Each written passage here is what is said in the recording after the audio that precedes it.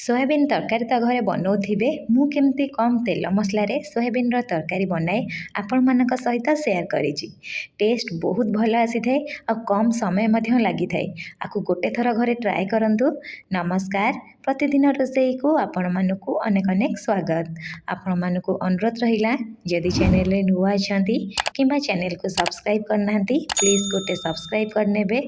प्रथम आम सोयाबीन को टे बॉयल करवा से मुझे कौन कर गोटे सॉक्स पैन बसई से गोटे कप सोयाबीन देदेवी। सोयाबीन दे सारापर गोटे रु 2 मिनिट ये आप बॉयल करेंगे। बॉयल कर सारापर फ्लेम को ऑफ करदे। आपको गोटे रु 2 थर ठंडा पानी में धोई ने चुपुड़ी ने आपको गोटे साइड रखी नवा। एपटे कौन करना गोटे कड़ई बसई कड़ई गोटे रु 2 चामच सोरिष तेल दबा। जेहेतु आम सोरिष तेल तरकारी बनाऊे प्रथम सोरिष तेल को भलसे गरम करेंगे ना सोरिष तेलर गोटे कंचा स्मेल आसी थाए। गरम कर सारापर ये आम कौन करना आलू दबा। सोयाबीन तरकारी मत आलू भल टेस्ट लगी थाए से मुझे आलू यूज करी। आपड़ जदि चाहिए केवल सोयाबीन बनई पारे। अधा चामच स्वाद हिसाब से लुण दबा। अल्प टिके हलदी गुंड दबा। दे सारापर लो टू मीडियम फ्लेम रखिकी पाखापाखि 5 रु 6 मिनिट मुझे भाजी नहीं। 5 रु 6 मिनिट पर आपण मैंने देखिपे आलू रे गोटे सुंदर कलर आसी सहित आलू सीझीगला। एबे कौन करवा सबू आलू को काढ़ी नवा। काढ़ी नहीं सारापर से जो बड़का तेल अच्छी ना से तेल रे आम जो बॉयल करके सोयाबीन रखी मु गोटे थर रु 2 थर धोई नहीं। धोई नहीं सारापर आपको भलसे टिके चुपुड़ी नहीं से सोयाबीन को दे दूची। सोयाबीन को दे सारापर आपको आप कौन करना गोटे रु 2 मिनिट भाजी ने। भाजी नहीं सारापर 2 रु 3 मिनिट छाड़ीदेवे। 2 रु 3 मिनिट हो गलापर एमती टिके सोयाबीन ऊपर कलर आसवा जाए भाजी ने। तापर सोयाबीन को काढ़ी ने काढ़ी गोटे प्लेट रे रखी ने। एबे गोटे रु 2 चामच तेल दे दबा। ता सहित तेल गरम हो गलापर गोटे तेजपत्र दबा आ आधा चामच ये आम जीरा दबा। 2 रु 3 खंड ये मुझे देदेजी डालचीनी दे सारापर गोटे मीडियम साइज पियाज को फाइनली चॉप कर नहीं। पियाज को दे दबा। पियाज को दे सारापर लाइट ब्राउन कलर हवा जाए पियाज को ये भाजी ने। देखिपे पियाज कलर चेंज हो गला। आपण चाहिए ये अदा रसुण पेस्ट दे पारे।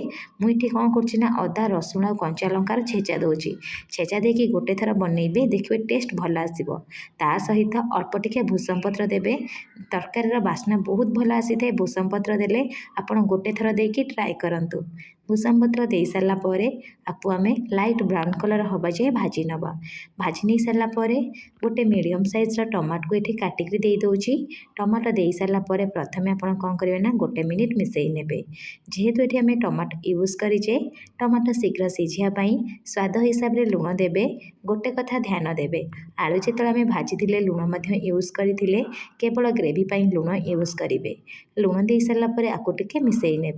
तापर 2 रु 3 चामच पानी देदेवे। पानी दे सारापर आपको कंटिन्यूअसली गोटे रु 2 मिनिट कषिबे। आपन जदि चाहिए ये कभर करके कषि पारे ना नॉर्मली 2 रु 3 मिनिट यहीपरी छाड़ीदेवे। मुझे 2 रु 3 मिनिट छाड़ी 3 मिनिट पर ये आम कौन करवा ना आपको टिके मिसई नवा। आपण मैंने देखिपे टमाटो पूरापूरी नरम हो गला। यही टाइम आप कौन करेंगे ना फ्लेम को लो रखिए। लो फ्लेम रे ये आप बेसिक मसला यूज करेंगे जमती लंका गुंड ता सहित आधा चामच मुझे नहीं मीट मसला। आप चाहिए मीट मसला जगह किसी भी मसला नहीं पारे। आउ हलदी गुंड टिके यूज करी। आप जदि चाहिए धनिया गुंड यूज करेंगे। मुझे किसी बेसी मसला यूज करूनी। एबे हमें मसला दे सारापर आपको टिके मिसई नवा। 2 रु 3 चामच ये आम कौन करना पानी यूज करवा। पानी दे सारापर आपको आप गोटे रु 2 मिनिट मिसई ने। आउ फ्लेम को एबे मीडियम करेंगे।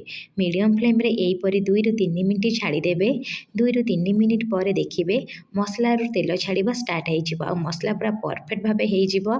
आपण मैंने देखु ऊपर तेल छाड़ा स्टार्ट हो गला। एवं अल्प किसी कसूरी मेथी दे दूची। सोयाबीन तरकारी कसूरी मेथी यूज करेंगे देखिए टेस्ट बहुत भल आसी थाए। एबे मसला को टिके मिसई नवा। मिसई सारापर भाजिकी रखि आलू को दे दबा। ता सहित भाजिकी रखि सोयाबीन को देदेवे। दे सारापर प्रथमे सोयाबीन और आलू को मसला सहित गोटे मिनिट कषि ने। कषि नहीं सारापर फ्लेम को लो करेंगे। लो फ्लेम रे पाखापाखि 2 रु 3 मिनिट छाड़ीदेवे जमी मसला सोयाबीन सहित मिसीज आ भीतर जमा भी फिका लगनी। टेस्ट भल आसिब। तापर 2 ରୁ 3 मिनिट ହେଇଗଲା ପରେ आउ थरे कषि नेबे।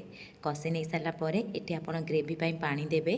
सोयाबीन टिके पानी सोक कर जाइते ग्रेवी जेतिकी चाहूथिबे ताठू टिके अधिका पानी एठी यूज करिवे। पानी दे सारा पर प्रथमे 1 ରୁ 2 मिनिट आकु मिसेई नेबे। फ्लेम को एबे मीडियम टू हाई रखिबे। मीडियम टू हाई फ्लेम रे कवर करिकी हो बा खाली 2 ରୁ 3 मिनिट छाड़ी देबे।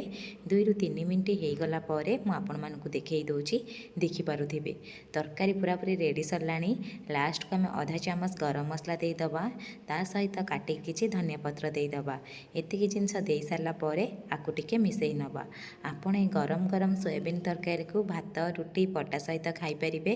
ଯଦି ଆପଣଙ୍କୁ ଏ ପ୍ରୋସେସ୍ ପସନ୍ଦ ଆସିଛି ପ୍ଲିଜ୍ ଭିଡ଼ିଓକୁ ଲାଇକ୍ କରିବା ସହିତ ଚ୍ୟାନେଲରେ ନୂଆ ଥିଲେ ସବସ୍କ୍ରାଇବ୍ କରିନେବେ। ପୁଣି ଦେଖା ହେବ ନେକ୍ସଟ ଭିଡ଼ିଓରେ। ସେ ପର୍ଯ୍ୟନ୍ତ ରହିଲି, ଧନ୍ୟବାଦ।